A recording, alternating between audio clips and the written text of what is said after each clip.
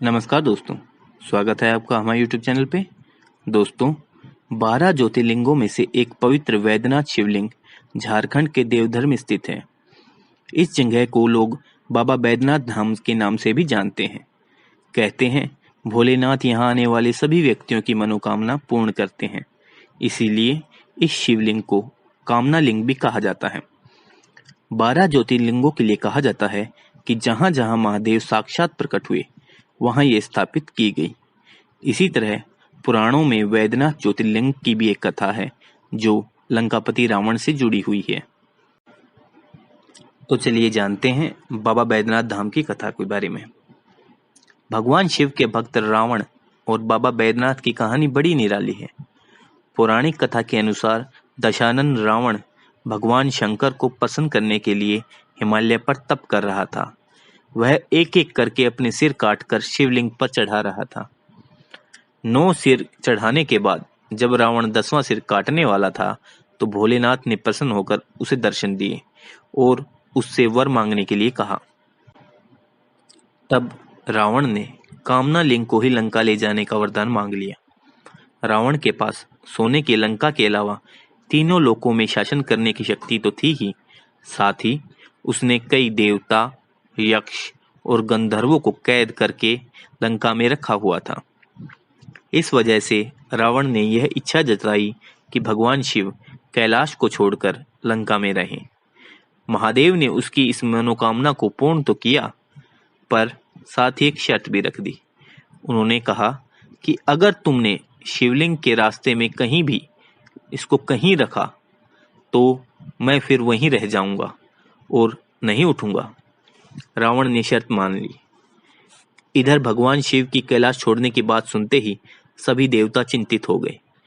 इस समस्या के समाधान के लिए सभी भगवान विष्णु के पास गए। तब श्री हरि ने लीला रची।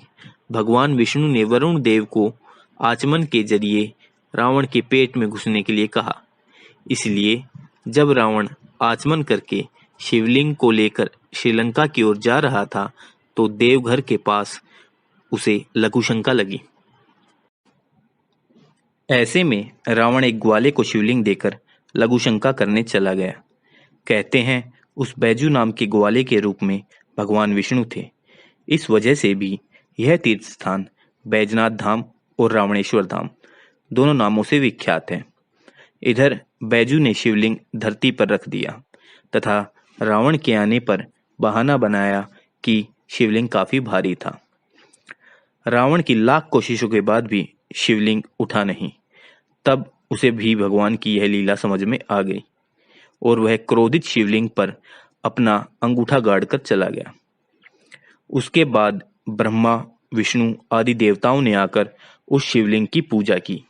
शिवजी के दर्शन होते ही सभी देवी देवताओं ने शिवलिंग की उसी स्थान पर स्थापना कर दी और शिव स्तुति करके वापस स्वर्ग को चले गए।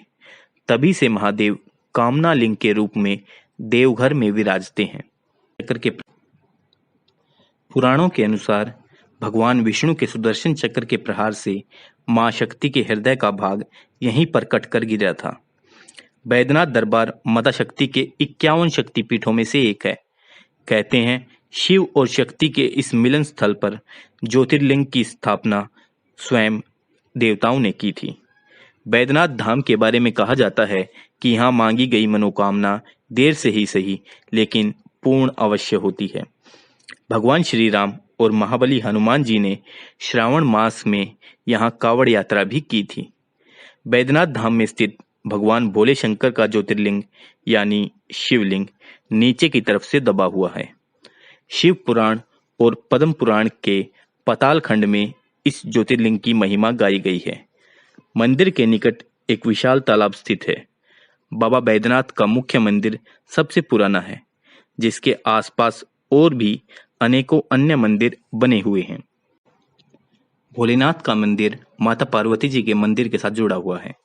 यहाँ प्रतिवर्ष महाशिवरात्रि के 2 दिन पूर्व बाबा मंदिर और मां पार्वती तथा लक्ष्मी नारायण के मंदिर से पंचशूल उतारे जाते हैं। इस दौरान पंचशूल को स्पर्श करने के लिए भक्तों की भीड़ उमड़ जाती है। दोस्तों, आपको हमारी वीडियो कैसी लगी कृपया कमेंट बॉक्स में अवश्य बताएं तथा और अधिक वीडियोस के लिए हमारे चैनल को लाइक तथा सब्सक्राइब अवश्य करें। जय श्री राम।